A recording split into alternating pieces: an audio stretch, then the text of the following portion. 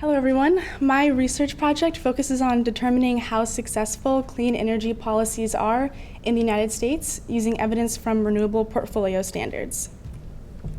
Renewable portfolio standards, also referred to as an RPS, require or recommend that utility companies utilize renewable energy, a certain percentage of renewable energy for their electricity supply. And for context, a utility is a company in the electric power industry, often a public utility, that generates and distributes electricity for sale. So with this graph here, we can see the total US electricity net generation over the past 20 years. And you can see that the fossil fuels, coal and petroleum, have significantly decreased in the past 10 years.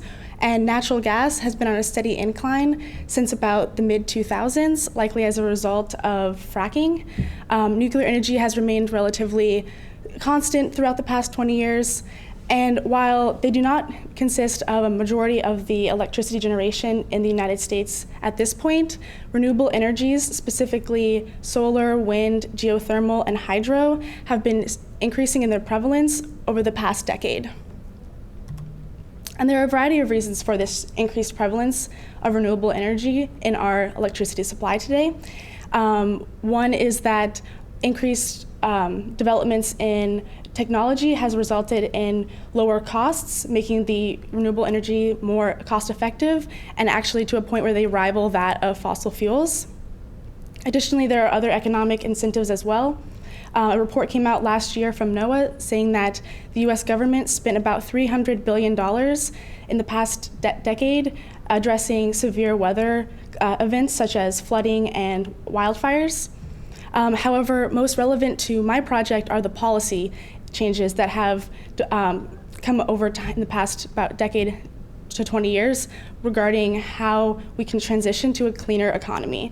Like I said, the policy that I focus on is renewable portfolio standards, which are a state-level policy. This is not implemented on the national level. So currently there are 37 states as well as DC that have some form of an RPS in place. And states tailor their RPS requirements based upon specific state policy objectives, renewable energy potential, and specific electricity market characteristics in the state. So consequently, the RPSs vary widely from state to state, everywhere from date established, non-compliance penalties, the cost cap, eligible resources, as well as if the RPS is mandatory or voluntary. Right now, the state with the most ambitious RPS is that of Hawaii. In 2015, they extended their requirement target, stating that each electric utility, there's 4 of them in Hawaii, have to produce and sell electricity that comes from 100% renewable energy by the year 2045. And they're actually currently on track to do so. This graph here illustrates when RPSs became popular. The first RPS went into effect in 1983 in Iowa, but it wasn't until New Jersey implemented theirs in 1991 that it started to become more prevalent.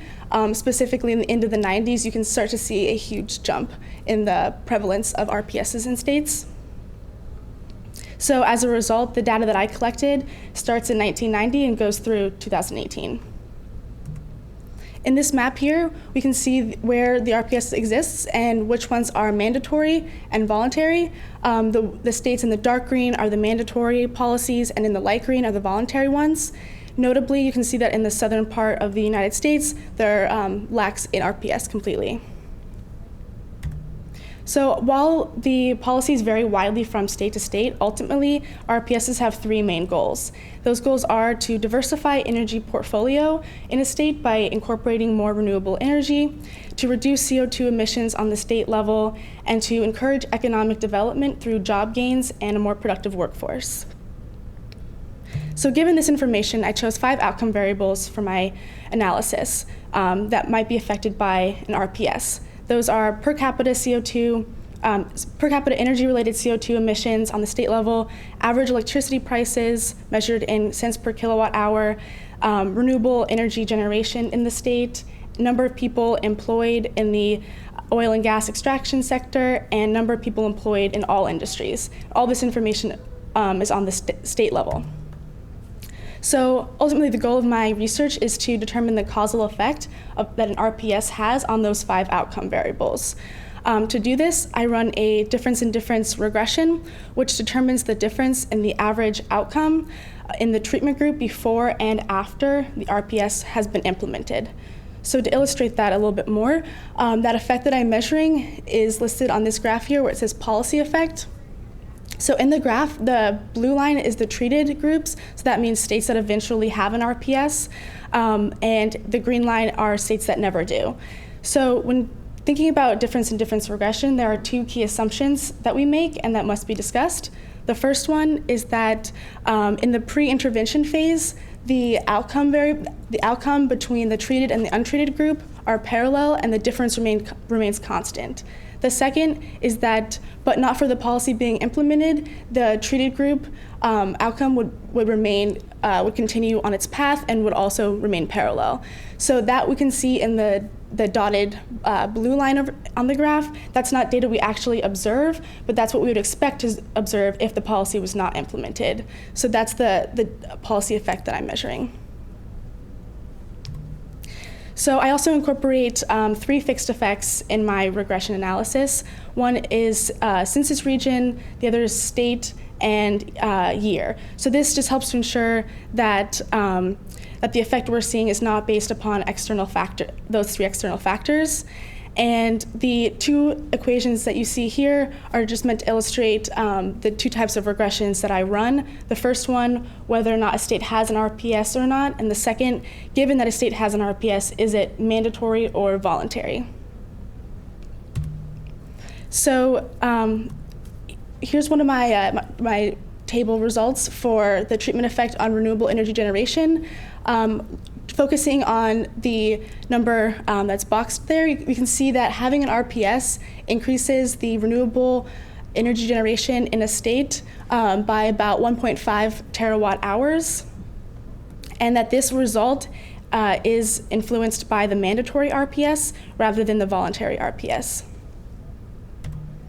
Looking at per capita CO2 emissions, there is a negative effect of having an RPS and the emissions, so that means that that RPS is successful in decreasing per capita energy-related CO2 emissions by about 6 metric tons.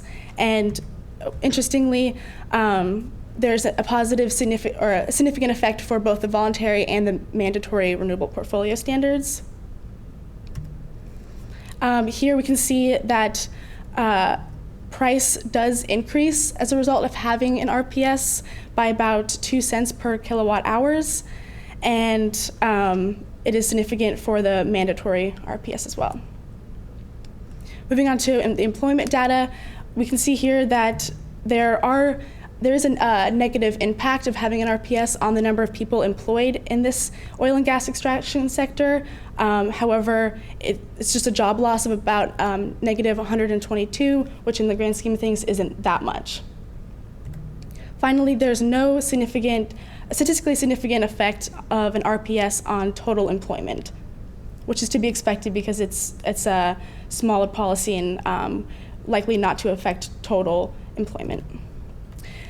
So overall, the significance of the data is that renewable portfolio standards, they are effective in achieving their goals. They do increase the amount of renewable energy generation in a state, which is their most fundamental goal. They also reduce CO2 emissions, both mandatory and voluntary ones do, and this is likely a result of both the increase in renewable energy generation and the increase in price that we see, as that might result in less consumption and therefore less energy-related CO2 emissions. Going back to price, we can see that is also an economically significant effect, considering that nationally the price of electricity is about 12 cents per kilowatt hour, so having a 2 cent increase is pretty significant there.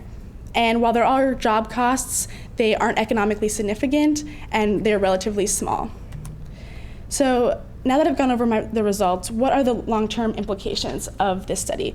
So I think it's important that we in the future consider how RPSs affect renewable energy or jobs in the renewable energy sector. I was not able to collect that data, but I think in the future it is important to look at the net cost or the net benefit of this policy on employment.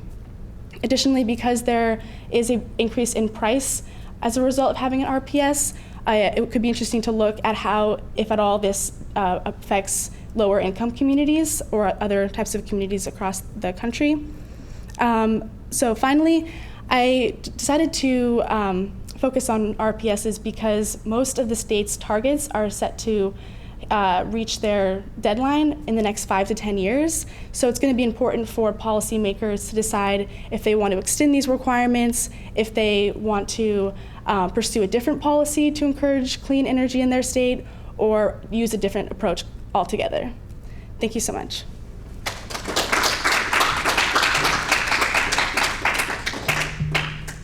Any questions? So for your presentation, I think this has a lot of implications on like climate change and kind of fixing that problem. However, do you think that RPSs can be implemented on a federal level? I think that would be very difficult to accomplish because states are so different from each other. I think that the reason why this works on the state level is because they're able to tailor it, like I said, to what works best in their state. So implementing a policy like this on the federal level would be difficult, given just the differences that exist in states. But I do think there are other energy policies that could be more successful on the federal level. Mm-hmm. Based on the map that you showed that a lot of southern states don't have RPS. Yeah. Do they have any other renewable energy policies or no? I don't know. I wasn't able to find any on the state level. I think that some cities probably have goals that they are have outlined, but not on the state level, from my knowledge. Emma? Do you think that we're likely to see anything implemented on the state level in the South in the coming years, or do you think that after this has already been a trend for so long, we might not? Well, I think that's what's important about studying a policy like this is getting as much information as possible so that you can show other states like if it's effective and which policies are most effective so that they can implement their own, maybe going off of what other states have done. And so, if we see the positive effects and see that RPSs are being very effective in reaching their goals, and we have considered all the externalities that might result, then maybe they might be more inclined to implement one of their own. So I think it's not only important for determining whether states that have one should continue to continue their requirements. I think it's also important for looking at states that don't have one in place and seeing if they find it feasible and decide to implement one of their own. But I think it is possible. Thank you.